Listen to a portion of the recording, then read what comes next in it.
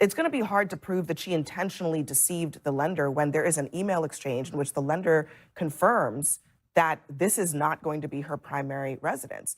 But at the end of the day, Scott, it seems like none of that really matters because Trump said in his text or his social media message to Pam Bondi, which the Wall Street Journal says was meant to be a direct message to Pam Bondi, that and there's been all talk, no action, nothing is being done. What about Comey, Adam, Shifty Schiff, and Letitia?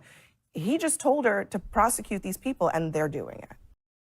In this video, MAGA pundit Scott Jennings gets silenced by Abby Phillip for his shameless DOJ defense.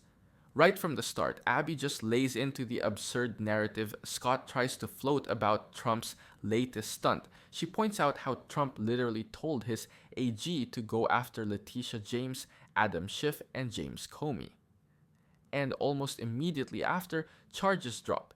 Abby calls out the timing, the hypocrisy, and how obvious the political motive is, while Scott sits there trying to smooth it over with his usual let the process play out dodge. It's one of those moments where Abby doesn't even need to raise her voice. The facts alone make Scott's defense collapse under its own weight. So make sure to watch till the end to see how MAGA pundit Scott Jennings gets silenced by Abby Phillip for his shameless DOJ defense. Tonight, the DOJ is charging another of his political opponents. This time, it's the person who charged him and his family businesses and won. New York's Attorney General Letitia James is facing bank fraud charges and charges for making false statements to a bank. Now, those are the ones that Trump and his prosecutors say he couldn't, Trump's own prosecutors say he could not prove. And that's according to sources. Now, Trump says that because of that, he fired him. Now, remember, this comes just 3 weeks after Trump publicly demanded that his attorney general charge 3 of his rivals, James, Adam Schiff, and James Comey. Now, 5 days after that, as you know, Comey was actually charged with lying to Congress. And Letitia James posted this reaction to the indictment online. Listen. This is nothing more than a continuation of the president's desperate weaponization of our justice system. He is forcing federal law enforcement agencies to do his bidding, all because I did my job as the New York State Attorney General. These charges are baseless, and the president's own public statements make clear that his only goal is political retribution at any cost. All right, Judge Scheindlin is here. I mean, Judge, what do you make of the fact that, A, this is happening, and B, the strength of this case that it sounds like Trump's own prosecutors had a lot of doubts about? Well, first of all, there is no question in my mind that it is retribution. It is a vindictive prosecution. He's still angry that Attorney General went after him. Of course, that was a civil case, and this is a criminal case with potential jail time. So it's quite a different thing. Yeah. As far as the charges themselves, it wasn't what we were first hearing. We first thought it was something to do with, was it a first home or a second home? And had she said it was primary, but then she said it was secondary, then she said it was primary. But that's not what happened. So maybe the earlier prosecutors didn't have what later turned out to be some serious evidence, namely that she got a bank loan saying that she herself was going to live there, but in fact, she turned it into rental property. Now, that said, because that doesn't sound right, it is a very small amount of money at stake, and no prosecutor ever would have bothered with a case that maybe at most is worth $18,900. Yeah. But on the other side of that, she was the Attorney General of the state of New York at the time of making the alleged false statement. So it's a different case. Now Abby starts spelling out the situation, and honestly, it's damning. She explains that the DOJ is now going after Letitia James, the very same person who successfully prosecuted Trump and his family businesses. And just to make the timing even sketchier, this happens only a few weeks after Trump publicly demanded that his attorney general charge James, Adam Schiff, and James Comey. Like, she doesn't even have to exaggerate it. The pattern is crystal clear. Trump calls for prosecutions on social media, and magically, they start happening. Abby lays it all out with this calm but cutting delivery that makes it impossible to ignore how shady this all looks. Then we hear from Letitia James herself, and her statement just hammers the point home. She says it straight up. This is political retribution, a continuation of Trump's weaponization of the justice system. You can hear the frustration in her voice. It's not just about her, it's about how openly the system's being bent for one man's revenge tour. And Abby's tone in this segment matches that gravity perfectly. She's not sensationalizing it, she's just exposing how blatant it's become. I mean, I looked at the documents that her attorneys sent to DOJ before all of this, and they have an email between her and her banker, the banker that originated this loan, saying, this will not be my primary residence. And that's probably one of the main reasons that prosecutors would have looked at this and said, it's going to be hard to prove that she intentionally deceived the lender when there is an email exchange in which the lender confirms that this is not going to be her primary residence. But at the end of the day, Scott, it seems like none of that really matters, because Trump said in his text mess or his social media message to Pam Bondi, which the Wall Street Journal says was meant to be a direct message to Pam Bondi, that and there's been all talk, no action, nothing is being done. What about Comey, Adam, Shifty Schiff, and Letitia? He just told her to prosecute these people, and they're doing it. Yeah, well, they went to a grand jury. They showed them evidence. A grand jury decided to bring charges, just like in the case of Comey. And in both cases, they'll get to go to court and have their day in court. And we'll see if the evidence ever makes it to a jury of their peers. Look, I mean, Letitia James is the absolute worst possible poster child for the argument of selective prosecution. Her entire political career has been on the idea of selectively prosecuting one person, Donald J. Trump. Whether you think the merits of the case are strong or weak, or how you think it's going to play out, going out tonight and crying and whining and fussing about selective prosecution when it comes to Letitia James, who ran an entire campaign saying she was going to go after Trump. The cases she brought, it was only because of Trump. I don't think the American people are going to have too much sympathy for it. But she'll get to go to court. She'll get to make her arguments, and we'll see what happens. I think we need to take a step back and look at the contrast here. When I worked as Deputy Cabinet Secretary in the White House, we could talk to every single cabinet except for one. That was the Department of Justice. We couldn't even send holiday party invites because we believe in that independent DOJ. The Trump administration and Donald Trump is sliding into the DMs of his AG to choose who to prosecute.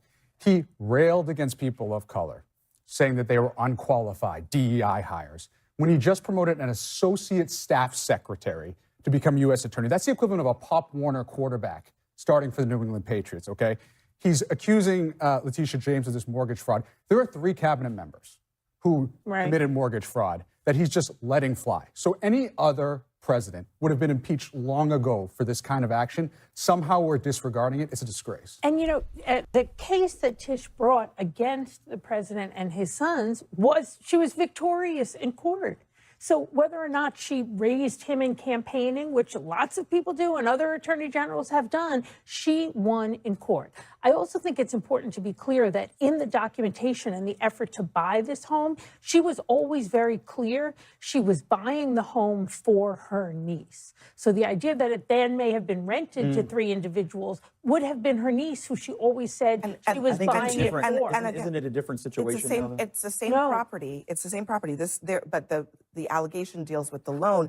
And as I noted earlier, she writes in an email to her loan originator, right? This is the person that the government is claiming she defrauded. She wrote in an email to them, this property will not be my primary residence. She also checked a box in another document that indicated that the property would not be her primary residence. So there is actually, you know, you talked about a grand jury. That's a fair point. But in a grand jury, they don't get to hear contrary evidence. And the contrary evidence here, at the very least, clouds one huge part of this, which is that you have to prove that she meant to defraud.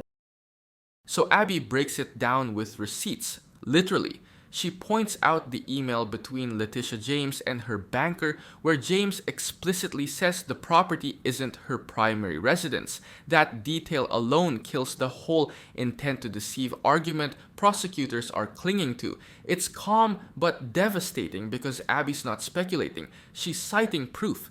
Scott jumps in with the usual deflection, acting like sending it to a grand jury somehow makes it legit. He keeps repeating that she'll have her day in court, but it's obvious he's dodging the real issue, that Trump publicly told his AG to go after James right before this all happened. It's the kind of robotic defense you get when the facts don't fit the narrative. Then Dan Coe steps in and completely changes the tone. He points out that during his time in the White House, they couldn't even send holiday invites to the DOJ to avoid crossing ethical lines, while Trump's literally DMing his attorney general, naming who to prosecute. That comparison alone shows how far gone this administration is, and Christine Quinn adds the context that really seals it, reminding everyone Letitia James already beat Trump in court and that the property was purchased for her niece, not as some fraud scheme.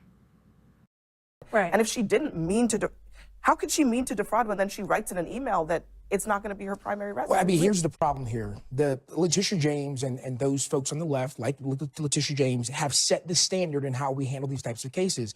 When Donald Trump was in the hot seat, they said 6 words. They said, no one is above the law. And there was no qualifier. They said, no one is above the law. They didn't say, no one is above the law except Letitia James. No one is above the law. I get it. Let's apply the law. Let's apply the law. I'm actually asking you to apply the law to the legal standard in this case. If you're claiming that there was an intent to lie, to cheat, whatever, then you have to explain why she wrote in an email the opposite. Well, I'm sure that evidence came up at a grand jury. As Scott said, this. I don't know. It probably didn't. There would It probably not have didn't been come up in a counter grand evidence. jury. There would have been one side. That's how a grand jury works. And right, no one is above the law. Though the evidence doesn't bear out, if you see all of what we know, that Tish did anything wrong. But beyond that, not being above the law also means not misusing your Department of Justice, not telling the Attorney General who to prosecute because they're political enemies. Judge. Well, I was just concerned about the difference between primary residence and second home. That doesn't seem to be what this indictment is about. It's about whether it's a rental property, and whether she deducted the rental payments and the expenses on her tax return. That's why it's a little bit troubling. That said, I agree entirely with everything you said. It's still a vindictive and selective prosecution because this would have been resolved out of court for something so small with anybody else. If it even happened. If it even happened? Right. Well, I'm reading the allegations in the indictment. So I don't know if it happened, but this is what the indictment tells me, that there were forms filed on the tax returns that would show that it was a rental property and deductions were taken, I just find etc. it so interesting that we hone in on this term, vindictive prosecution, which since 2018, when Letitia James was running for office, her main goal was, I'm going to go after Donald Trump. She told us in public, she said, I'm going to go after And Donald she Trump. couldn't indict anybody. Let me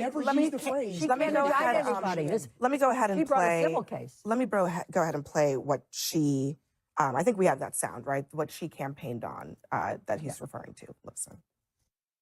What is fueling this campaign, what is fueling my soul right now is Trump and his abuses against immigrants, against women, against our environment. We need an attorney general who will stand up to Donald Trump. And we needed an attorney general who understands and knows the law and who recognizes that no one is above the law, including the president of these United States. Abby closes it out by circling right back to the logic that's been ignored all night.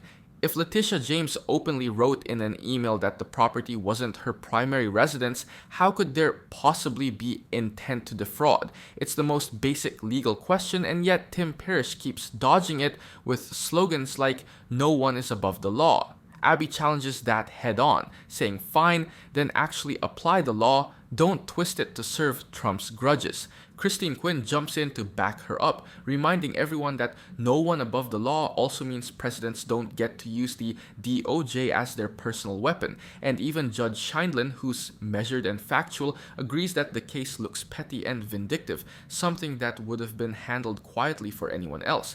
By the end, Abby plays the clip that Tim kept referring to, where Letitia James said she'd stand up to Trump's abuses, and that's when the irony really sinks in. The same strength and accountability she ran on is exactly what's now being used to justify punishing her.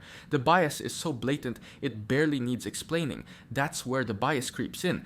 And speaking of biases, are you getting tired of biased news sources? One outlet says one thing and the other says the complete opposite. How are you supposed to know what's actually true? That's where ground news comes in. It lets you compare how different media outlets, whether it's left, right, or center, are covering the same story, so you can see the full picture instead of just the echo chamber. And here's the best part. Click the link in the description and get a 40% off the Vantage tier, which gives you even deeper insights in media bias and political trends. So stay informed, think for yourself, and check out ground news in the description down below.